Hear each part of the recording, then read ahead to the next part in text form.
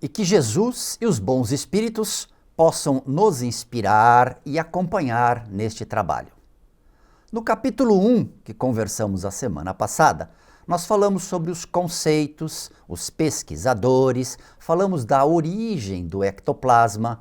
Vamos dar início agora ao capítulo 2, onde falaremos da interface de união, algumas pesquisas e formas de obtenção desse material. Vamos lá? Eu começo com vocês trazendo esse slide que é o início do processo, né?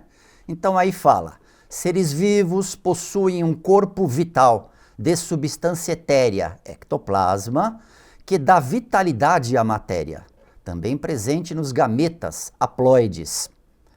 Na fecundação ocorre a união dos duplos. Essa união propicia a ligação com o perispírito. Só para facilitar um pouquinho, haploides, né? Todas as células são diploides. Os gametas, que são as células masculinas e femininas, espermatozoide e óvulo, são haploides. Quando eles se unem, se fundem, vira novamente uma célula diploide. Tem a ver com a cadeia de cromossomos dela, tá bom? Eu não vou me estender mais muito nesse assunto.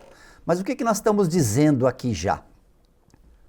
Como podemos constatar, esse processo se inicia a partir do espermatozoide e do óvulo, sendo que o primeiro fecunda o segundo. A partir desse momento, o espermatozoide e o óvulo são células reprodutivas que dão origem à vida, possuindo cada uma a sua vitalidade própria. Sendo assim, quando ocorre a fecundação, ocorre também a união dessas contrapartes vitais. Deixo aqui algumas reflexões. Poderia ser essa união de fluidos vitais a origem de um princípio vital iniciador da vida que estaria se formando? Esse volume de espermatozoides pode chegar a 300 milhões em uma união sexual. Os que não foram utilizados na fecundação passam das trompas para a cavidade do abdômen da mulher, onde são absorvidos pelo corpo e caem na corrente sanguínea. Poderia ser esta a contraparte paterna de ectoplasma para a formação do novo ser? Eu trago para vocês agora o homem integral. Então, aquele óvulo espermatozoide se desenvolveu e virou um homem integral. Por quê? Porque nós vamos falar um pouquinho dessa anatomia, vamos dizer assim, perispiritual, a integração entre o perispírito, o corpo vital e o corpo físico. Quando nós temos o homem integral, você tem o homem com todos os seus famosos chakras e centros de forças sobrepostos, não é assim? Mas vamos dissipar essa imagem. Quando nós dissipamos essa imagem, você já vai perceber que nós temos o corpo físico, nós temos o corpo vital ou duplo etérico, onde está acumulado o ectoplasma, e nós temos o perispírito. Quando você junta esses três, porque eles estão sempre sobrepostos, né? Nós simplesmente separamos. Todo o nosso estudo, tudo que nós vamos trazer para vocês, está atrelado a essas duas setinhas aqui, ó. Tá vendo? Que seria a parte entre o corpo físico e o duplo etérico. Essa é a interface do duplo etérico com o corpo físico. E dessa interface nós iremos conversar muito com vocês a respeito disso. Todos os seres vivos são formados por células, motores microscópicos, que emitem radiações. Todo ser vivo emite radiações, até porque nós somos todos formados por átomos, lembram disso? Nós conversamos a semana passada que nós possuímos em média 50 trilhões de células. Todas essas células são compostas por o quê? Por átomos. Todos esses átomos têm energia, têm elétrons, a troca de elétrons, etc. e tal, e tudo isso formam verdadeiras emissões, verdadeiras radiações. O que é radiação? É emissão de energia, tá? E é isso que nós conversamos a semana passada, sobre essas 50 trilhões de células, e todas elas formadas por outros tantos trilhões de átomos, todos emitindo energia. Bom, aí está dizendo assim, o conjunto das emissões por sinergia formam tecidos de forças em torno dos corpos. halo energético ou túnica eletromagnética, o conhecido corpo vital ou duplo etéreo de algumas escolas espirituais ou espiritualistas, né, como queiram dizer. O que está dizendo aí? Todas essas emissões de energia, por sinergia, o que é sinergia? Há uma somatória. E esse movimento sinérgico faz com que cada parte se unindo seja maior que a sua soma simplesmente. Né? Então forma um campo energético realmente, que é mais ou menos parecido com esse da figura que eu estou trazendo para vocês constantemente. Aí você tem um campo de energia, um campo de emanação energética. Aí você tem halo energético, que é o que nós falamos, esse halo, essa conformação em volta do corpo, né? O halo energético, mais pensamento contínuo. Pensamento contínuo. Aí é uma coisa interessante para a gente pensar. O homem, ele adquiriu realmente o pensamento contínuo quando ele começou a ter alguns rudimentos de linguagem. Então é bem recente isso. Os animais não possuem um pensamento contínuo, possuem um pensamento fragmentado, ou seja, eles não estão pensando constantemente. Nós não. Nós temos o pensamento constantemente atuando. Né? Agora, para você ter uma ideia, o primeiro ser vivo surgiu há 3 bilhões e 500 milhões de anos. Olha quanto tempo demorou para nós termos esse pensamento contínuo, se o homem, numa condição de começar a ter um pouco mais de linguagem, é coisa bem mais recente se você comparar com essa quantidade de bilhões de anos, né? Mas esse pensamento contínuo, ele está constantemente atuando em nós. Nós, espíritos, encarnados ou desencarnados, constantemente recebemos o fluido espiritual ou o fluido cósmico universal adaptado à nossa vibração terrestre, né? O fluido cósmico universal está espargido no universo inteiro e ele se concentra na nossa em volta do nosso planeta e adquire determinadas características. É isso que nós respiramos. E isso é tão importante quanto um peixe estar na água ou quanto nós estarmos respirando o ar no nosso corpo físico. É essencial, até para a economia do espírito, que ele venha a absorver esse tipo de energia. E ele funciona mais ou menos assim. Desculpe se o slide ele fica um pouco incisivo, mas o pensamento trabalha assim. Você recebe constantemente essa energia e você libera isso daí na forma de seus pensamentos. Você não para de pensar. Seja você está dormindo, você está acordado, seja você está pensando ainda sem ter ciência daquilo que você está pensando, porque você está distraído observando alguma coisa, os seus processos do subconsciente estão rodando automaticamente, mas isso é 24 horas. Esse é o pensamento contínuo. O que diz André Luiz a esse respeito? É interessante a gente começar a pensar. Ele diz assim: podem, desse modo, projetar raios mentais em vias de sublimação, assimilando correntes superiores e enriquecendo os raios vitais de que são dínamos comuns. Repara no que ele está falando aqui. Aí o outro pergunta, que é o que estava acompanhando o André Luiz, né? Quem falou foi o mentor. Esse está acompanhando o André Luiz e diz assim: raios vitais? Redarguiu o meu colega faminto de esclarecimento. O que está acontecendo aqui? No capítulo 2 do livro Nos Domínios da Mediunidade, ele fala sobre o psicoscópio, que é um aparelho utilizado para perceber as emanações de vibração que essas pessoas trazem, os médiuns que estão naquela reunião. E com esse aparelho, eles conseguem identificar as condições psíquicas de cada um dos elementos da reunião. E é isso que ele está falando aqui. Como esses elementos da reunião eles se esforçavam para desenvolver os seus trabalhos, aí ele diz assim, que esses elementos podem projetar esses raios mentais em via de sublimação. Por que sublimação? Porque estão se esforçando para melhorar. Mas ele diz mais, ele diz assim, assimilando correntes superiores e enriquecendo raios vitais. O que é isso? Isso é um processo interessante. Imagine o perispírito.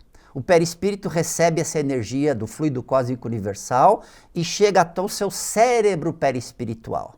Nesse cérebro perispiritual, precisamente na região do tálamo, que existe também no cérebro físico, Esse tálamo recebe essa energia e envia essa energia na forma de pensamentos, mas totalmente eivado, carregado dos seus sentimentos e dos seus desejos.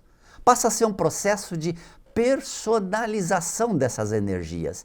Elas chegam até você, até o seu tálamo, essa energia é processada com as suas características emocionais, com os seus sentimentos, seus desejos e sai de você na forma de pensamentos. Isso é um trabalho constante. Entra, sai, entra, sai. Você fica constantemente emitindo esses pensamentos eivados das suas características, misturados com as suas características emocionais e de desejo. Isso acontece e faz o quê? O primeiro caminho que esse pensamento emitido atravessa são justamente esse campo vibracional, né? Principalmente dos encarnados.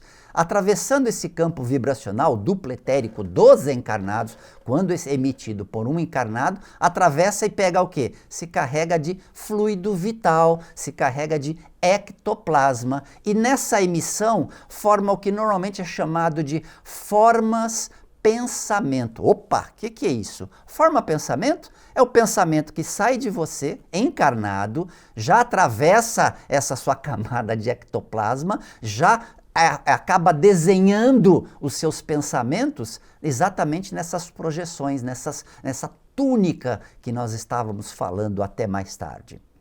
Mas vamos lá, vamos continuar um pouquinho mais. Aí ele diz assim, sim, o mentor, né? Para maior limpidez da definição, chamamos-lhes raios ectoplásmicos, unindo nossos apontamentos à nomenclatura dos espiritistas modernos. Esses raios são peculiares a todos os seres vivos. É com eles que a lagarta realiza suas complicadas demonstrações de metamorfose e ainda na base deles que se efetuam todos os processos de materialização mediúnica. Porquanto os sensitivos encarnados que aí os favorecem, libertam essas energias com mais facilidade. O que ele está dizendo aqui agora? Que esses raios são muito importantes, inclusive, que ele, para dar uma nomenclatura mais moderna, chama de ectoplasma, né? O próprio André Luiz já está usando a designação ectoplasma. E ele diz assim, ele é empregado numa situação, por exemplo, da lagarta. Aquela lagarta, quando chega depois de comer um certo tempo, ela está gordinha, né? Ela vai formar um casulo e vai passar por todo esse processo de metamorfose. Essa metamorfose é justamente realizada pelo ectoplasma que ela acumulou durante o seu processo de alimentação, de respiração e etc e tal. E ela se transforma numa borboleta. Olha que interessante. Para pensar um pouquinho nisso. Veja o milagre da vida, o ectoplasma fazendo essa transformação da vida, né? E ele diz que também esse tipo de processo é comum de liberação de ectoplasma para os efeitos físicos, que nós temos falado até agora para vocês e vamos dar mais continuidade a tudo isso. Então você tem halos mais fatores do pensamento contínuo modelam o corpo vital, ou seja, eles vão estruturar as melhores condições do corpo vital. É a personalização do corpo vital. A partir do seu eu, esse corpo vital adquire uma personalização. Mas vamos falar um pouquinho mais dessa interface? Vamos lá. Agora vamos trazer algumas coisas também bastante interessantes para vocês. Imagine essa interface. Você tem o corpo energético, você tem o corpo físico. Imagine a camada mais superficial, ou mais etérea, ou mais energética que você possa imaginar no corpo físico. E imagina a camada mais densa que você pode imaginar no corpo de energia. Quando você tem essa sobreposição, essas duas camadas, ela é um trampolim, a energia transita de uma camada para outra. É assim que a energia transita de um veículo de manifestação, no caso duplo etérico, para o corpo físico. Agora nós estamos falando da interface do corpo vital. Então diz assim, corpo vital. Os nadis constituem uma rede de canais em que trafegam as energias ectoplásmicas.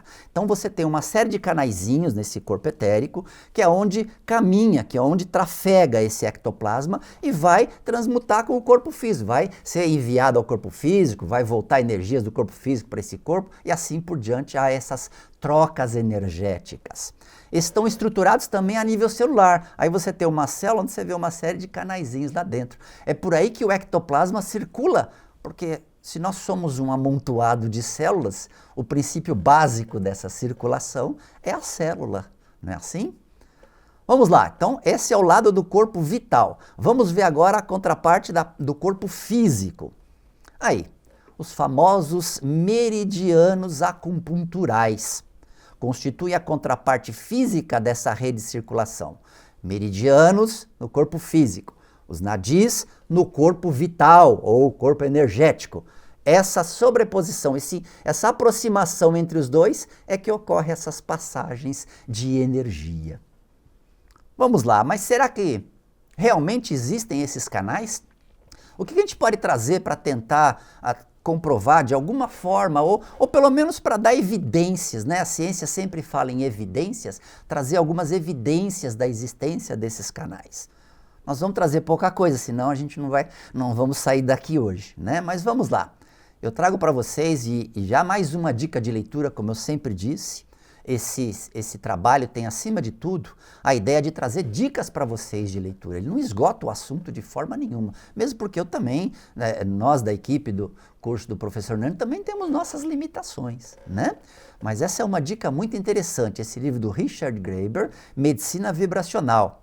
Inclusive, muitos dos trabalhos da AME, desses médicos que falam da AME, eles referenciam esse livro. Eles têm esse livro em alta conta, com as pesquisas que tem aqui. Ele é muito interessante, tenho certeza que você, a partir do momento que você dá uma folhadinha nele, você vai gostar.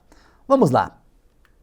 Uma das primeiras tem lá, uma das experiências que tem lá, fala do Harold Saxton Burr, tá? Perdoe se a pronúncia às vezes não é correta, Harold Saxton Burr, tá? Nos anos 40, na Universidade de Yale, em Connecticut, Estados Unidos. Um neuroanatomista, era um médico neuroanatomista, estudava a forma dos campos de energia em plantas e animais vivos. Salamandras e plantas novas possuíam um campo de energia na forma adulta. O que é isso?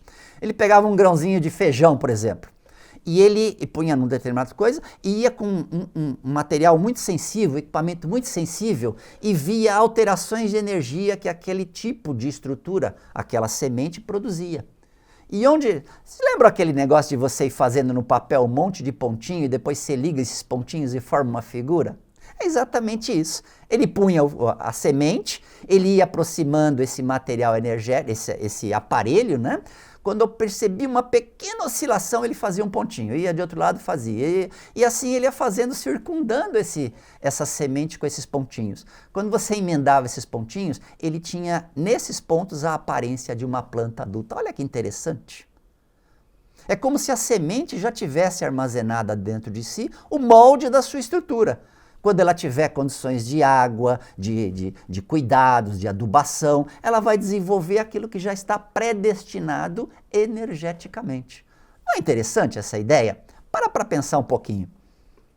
Animais também, alguns animais também percebeu, tipo uma salamandra. O mesmo sistema percebia já num ovo de salamandra, por exemplo, ou numa forma rudimentar de vida, um desenho já similar ao desenho da sua cadeira neurológica, por exemplo, a sua parte cerebral, espinhal e etc e tal.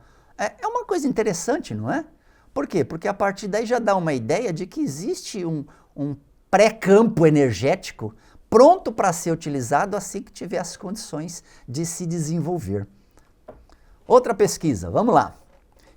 Kim Bong-han, nos anos 60, na Coreia. Estudos sobre meridianos acupunturais em animais. Ele injetou neles o P-132 radioativo, que é um isótopo de fósforo, né? Em uma veia, nada acontecia. O que eu quero dizer com isso? Ele pegava um animalzinho para fazer um teste, animal... É uma judiação, né? Mas eram as experiências que ele fazia, nós estamos retratando. Era uma outra época, esses anos 60. Né? Ele pegava esse animalzinho e injetava um animal radioativo porque ele tinha um mapa da onde estavam exatamente os pontos de acupuntura daquele animal. Ele tinha um mapa da anatomia dos animais. E ele espetava esse material radioativo, ele injetava exatamente nesses pontos. Quando ele injetava nesses pontos, havia a disseminação desse material radioativo. Ele tinha condição de ler a disseminação. E essa disseminação correspondia exatamente aos traçados anatômicos que vinham para esses trabalhos de acupuntura. Então a gente ia na acupuntura, você tem esses canais. Ele injetava naquele canal, se desenhava radioativamente, através do aparelho que ele tinha para constatar, esse trajeto. Olha que interessante, é praticamente uma comprovação daqueles mapas chineses que já são tão conhecidos, tão usados, e inclusive se utiliza bastante para a saúde, até no SUS hoje em dia já é aceita a acupuntura como método terapêutico. Tá? Mas não é interessante esse tipo de coisa? Agora, quando ele injetava, por exemplo, esse mesmo material numa veia, por exemplo, não se disseminava, não aparecia essa disseminação. Ou quando ele injetava num tecido qualquer que não tinha esse tipo de canal, também não se disseminava, ficava uma bola de material radioativo naquela região que era dissipada assim aos poucos, tal, absorvida, etc. e tal, mas não havia essa disseminação linear mapeando esses canais. Inclusive, esses canais, ele fez pesquisas e percebeu que havia uma grande concentração de substâncias hormonais, uma grande concentração de determinadas substâncias, inclusive diferente das concentrações sanguíneas, como dando dicas de que por esses canais é que realmente estão ligados aos nossos sistemas glandulares e as glândulas se manifestam no nosso corpo através do envio dessas substâncias por esses canais, para chegar até os locais que precisam chegar. Outra que é bastante interessante, essa é do Dr. Robert O. Becker, é um ortopedista de New York, chama-se corrente de lesão. O que é isso? Ele media com instrumentos bem sensíveis o potencial elétrico do coto de um membro amputado cirurgicamente. Então vamos lá. Ele pegava uma salamandra e uma rã. A salamandra e a rã, elas têm características evolutivas diferentes. A salamandra ela é muito mais rudimentar que a rã.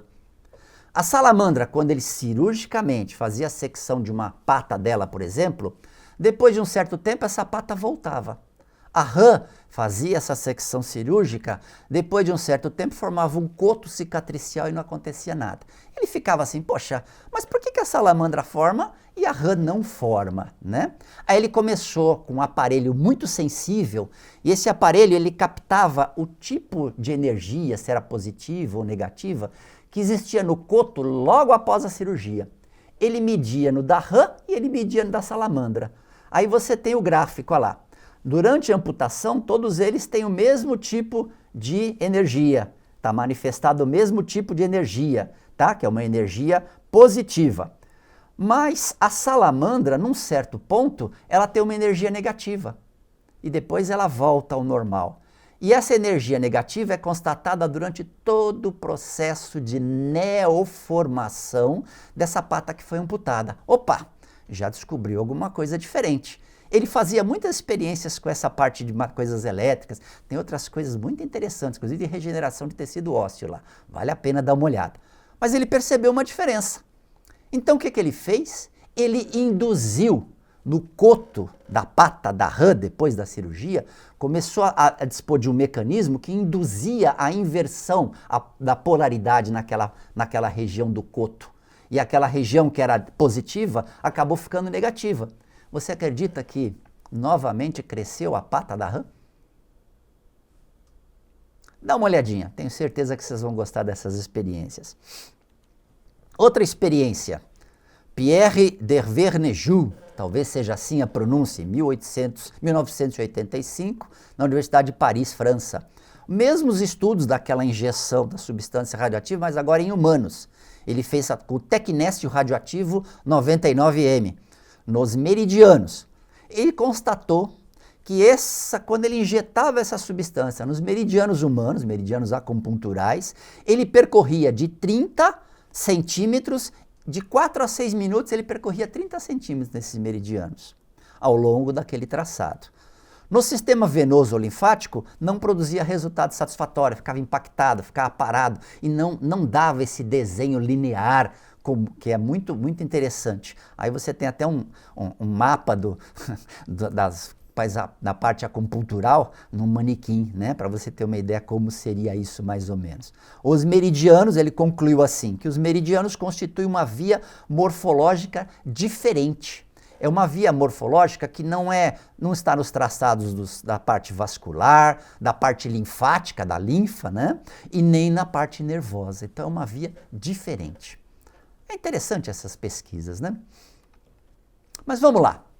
Vamos falar um pouquinho agora sobre as propriedades desse corpo vital humano, tá? Que nós estamos falando para vocês, o famoso duplo etérico, ou corpo vital, como a gente tem trazido para vocês. Primeira coisa, formado pelo espírito quando dá fecundação. Opa, olha aquele desenho que eu trouxe logo no início, né? Se esse corpo começa a ser formado assim da fusão do espermatozoide com o óvulo, ele antecede a formação do corpo físico. Porque ele se forma primeiro e depois a matéria vai acompanhando a evolução desse corpo energético. Conforme esse corpo energético ele a forma, ele vai guiando a formação. E a gente não pode nunca deixar de lembrar que esse corpo energético obedece às ordens do modelo organizador biológico. Opa, o que é isso? Perispírito. Vamos falar mais claro. O perispírito tem essa função organizativa. Ele é que realmente organiza. Só que ele passa as suas recomendações para o duplo etérico, que envia as recomendações para o corpo físico. O corpo físico vai desenvolvendo conforme recebe as orientações desses veículos energéticos. Corpo energético responsável pela cicatrização e regeneração. Opa! Isso aí você vai ver no Livro dos Espíritos. Kardec não fala em ectoplasma, mas ele fala que o corpo vital, ou esse material, tem a propriedade de regenerar lesões.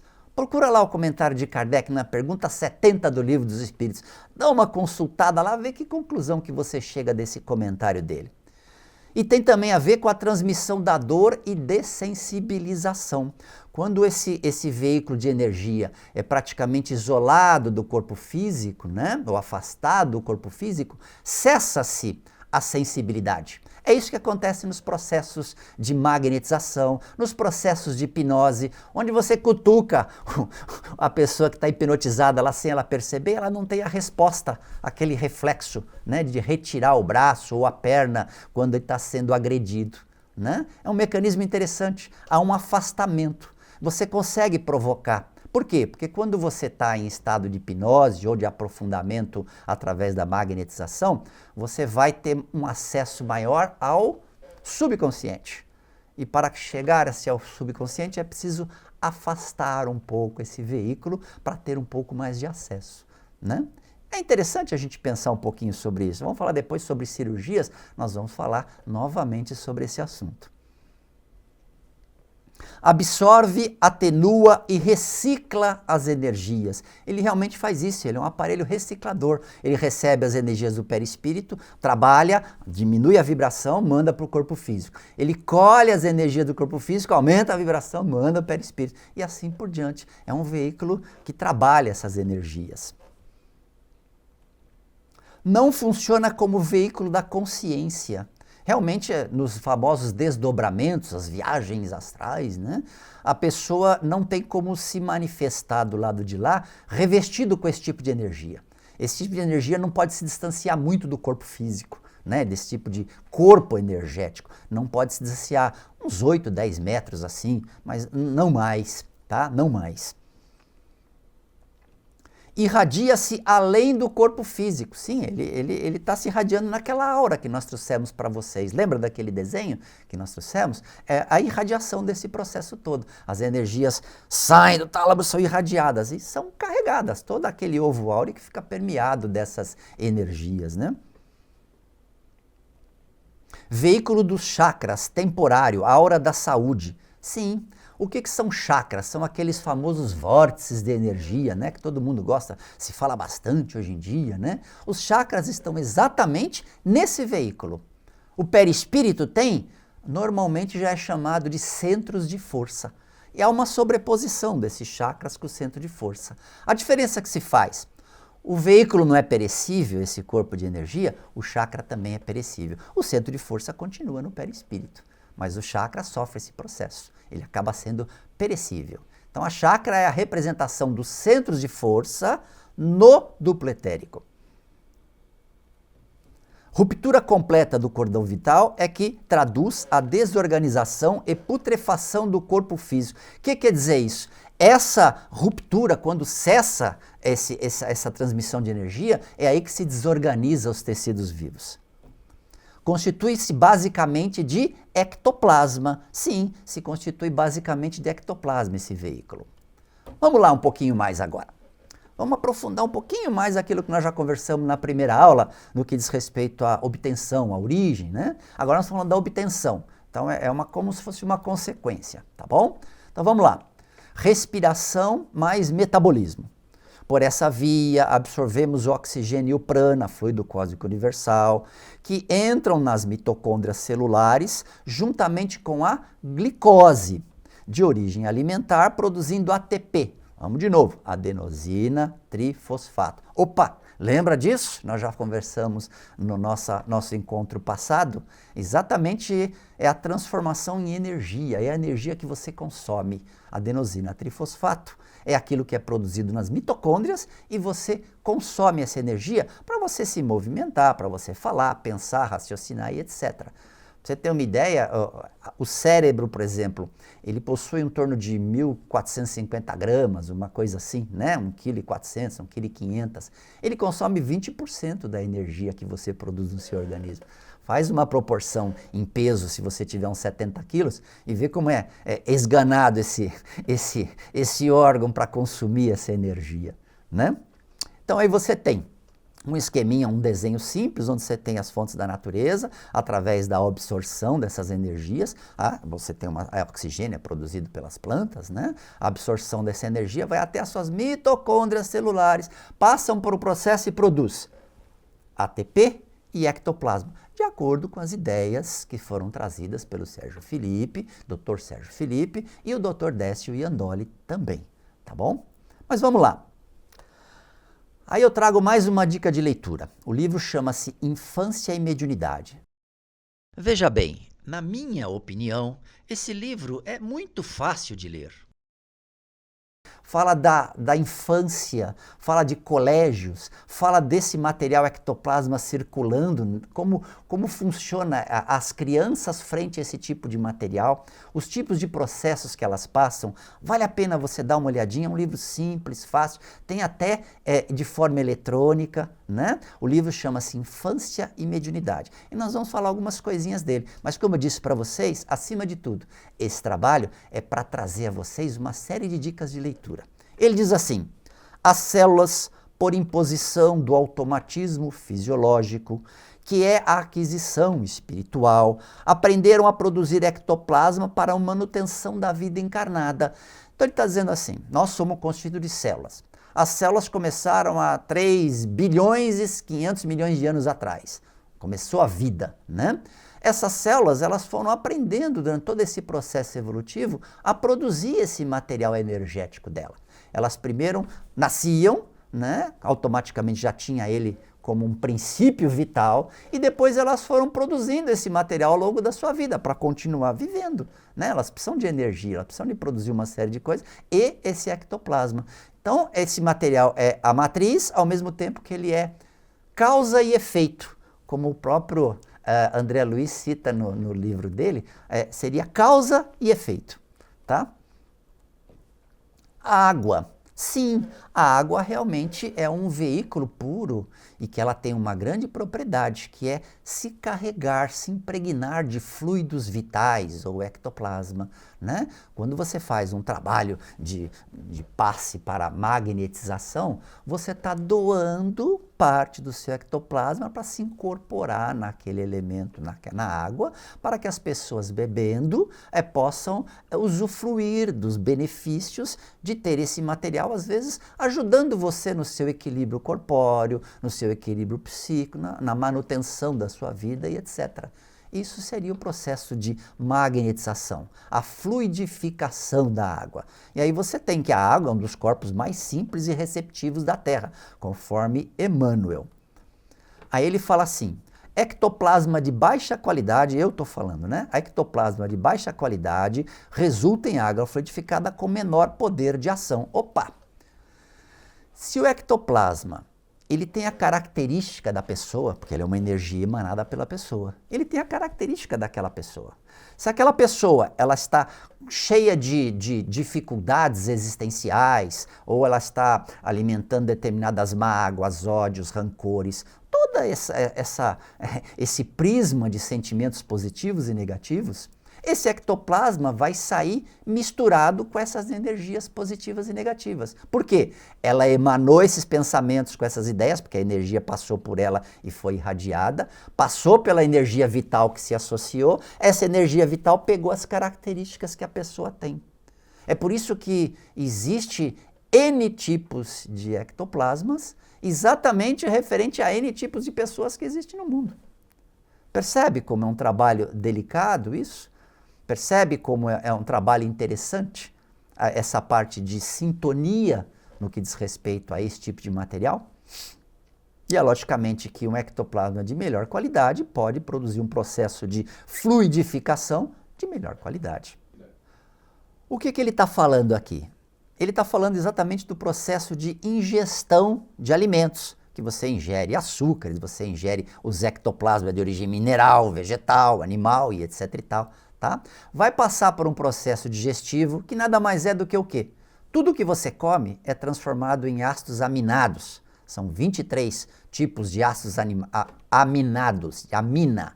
E esse tipo de material é que vai formar todos os seus tecidos. Não é só porque comeu carne que vai sair carne, você vai pegar aquela picanha que você comeu e vai incorporar nas suas proteínas, não é direto o processo. Tudo passa por digestão, se transforma em ácidos aminados e depois são construídos de acordo com as necessidades orgânicas que você tem para compor novos tecidos e etc e tal, tá? Então vamos lá.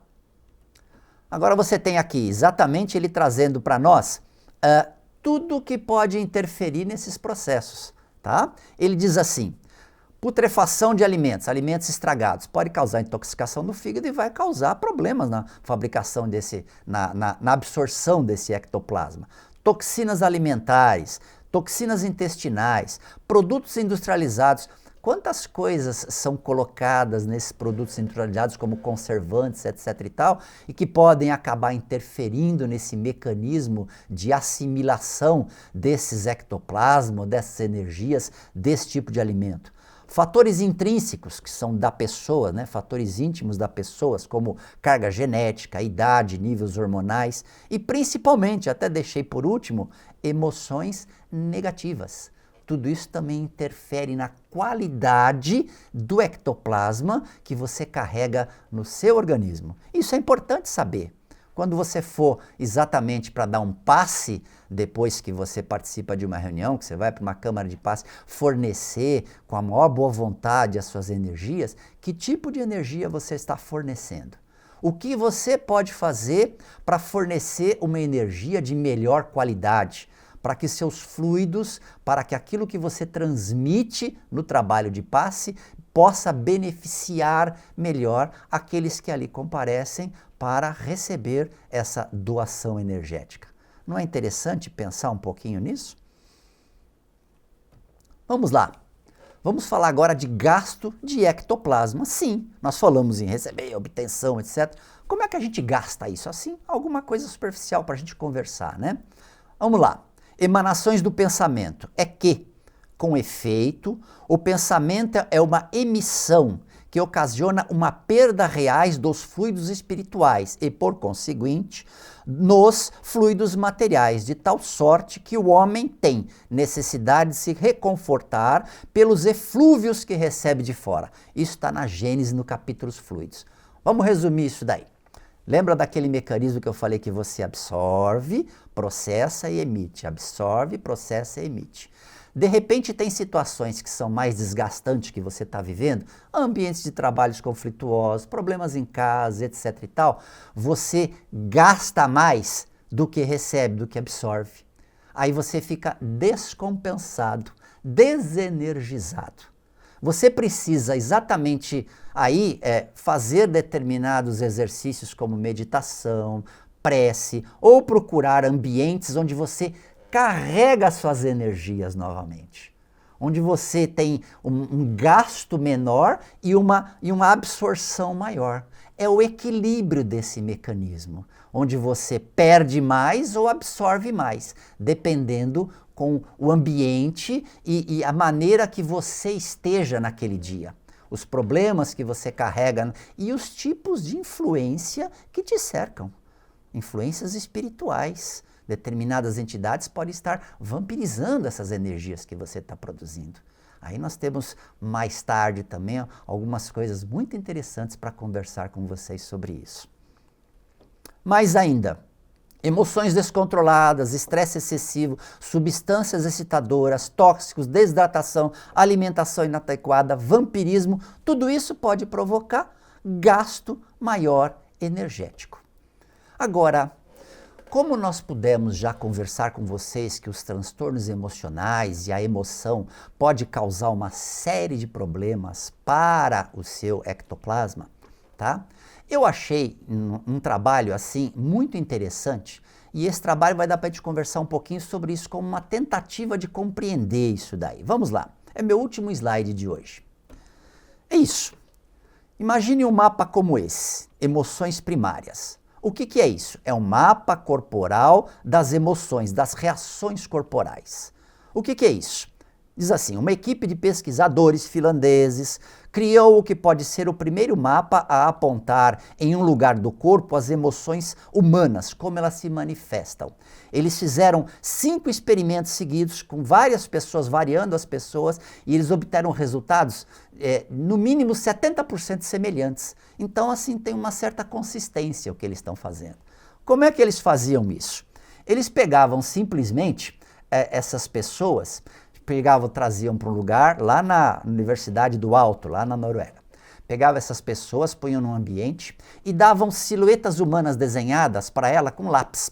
E orientavam assim: quando você sentir uma energia assim mais forte, mais pulsante, mais vibrante na região, você desenha com uma caneta mais clara. Quando você sentir que essa região não recebe ou está recebendo pouca energia, você desenha essa região mais escura. E eles iam projetando, causando uma série de emoções nessas pessoas e elas traduziam o que elas sentiam nesses desenhos. Então elas pintavam em cores mais quentes, como vermelho, amarelo, ou cores mais pastel, mais mornas, como cinza, preto, ou uma cor assim mais escura. Conforme eles deixavam e elas terminavam os seus desenhos, davam outra emoção, outra emoção, outra emoção, e eles foram conseguindo mapear. E aí, quando pegaram essas pessoas, tinha lá o tipo de sentimento que elas estavam sentindo, tá? E eles confrontavam essas imagens e elas tinham uma grande semelhança em desenhos. Ou seja, as pessoas conseguiam pôr no papel o que elas estavam sentindo, em qual parte do corpo que elas sentiam essas emoções. É um primeiro mapa para você pegar as emoções, que é uma coisa assim um tanto quanto intangível, né? Você pode, num acesso de raiva, quebrar uma vidraça. Pronto, a vidraça é tangível, mas a emoção que sentia fica mais difícil, né? E traduzir de uma forma escrita. E para você perceber as variações que as pessoas têm nas suas emoções. Talvez até seja essas imagens que os espíritos conseguem ver naquele psicoscópio que eu falei para você do capítulo 2 do livro Nos Domínios da Mediunidade, onde eles estão fazendo um mapeamento da personalidade dos médiuns através do aparelho para ver como dar sustentação a esses médiuns, como fazer com que essa reunião tenha um trabalho melhor, um desempenho melhor a partir do compromisso que eles têm em fazer com que o trabalho mediúnico tenha uma efetividade melhor, seja de melhores condições, tenha um progresso maior na evolução de uma reunião mediúnica. Vamos parar para pensar nisso, tá bom? Eu agradeço a vocês a estarem aqui conosco novamente e perguntas e informações, espiritismociencia@rocapseac.org.br. Aguardaremos a todos vocês no nosso próximo capítulo. Muito obrigado.